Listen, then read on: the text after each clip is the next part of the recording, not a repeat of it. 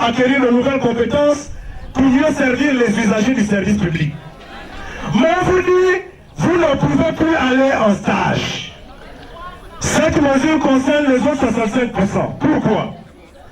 Parce que ceux qui ont moins de 650 000 sont pour la plupart les agents qui sont issus des catégories en dessous de celles de A1.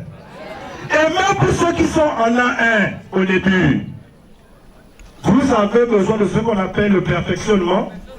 Ce sont des stages horizontaux, vous êtes au même endroit, qui vous permettent de bénéficier d'une bonification d'échelon. Mais on vous dit ça, vous n'avez plus droit. Depuis 2015, la Commission nationale des mises en stage ne se tient plus. Ce sont les décisions du séminaire gouvernemental de la Pointe-de-Nîmes.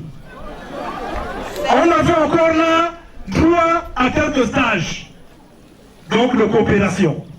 Et il y avait encore la possibilité d'aller en stage parfois de concours. Mais aujourd'hui, on vous dit plus de concours. On vous dit plus de concours. Ça veut dire qu'on ferme les NES, on ferme les NI, on ferme les NSET, on ferme les PCA. On ferme tout pendant 3 ans. Est-ce qu'on a besoin encore d'éclaircir les choses? Nous sommes tous touchés par les mesures gouvernementales. Il n'y a plus de titularisation. Il n'y a plus d'avancement. Ils ont essayé avec l'ordonnance 13 d'abord, en 2015. Elle a été frappée de caducité par la Cour constitutionnelle grâce à la mobilisation de dynamique unitaire. En 2016, le ministre de la fonction publique revient à la charge en 2018 avec l'ordonnance 016. Malheureusement pour lui, elle n'a pas été ratifiée. Et on connaît la suite, la dissolution de l'Assemblée. N'ayant pas pu faire toutes ces choses, le gouvernement opère un passage en force. Et il décide de façon unilatérale de suspendre les avancements pour 3 ans. On est en train de vous dire que pendant 3 ans, votre carrière est bloquée.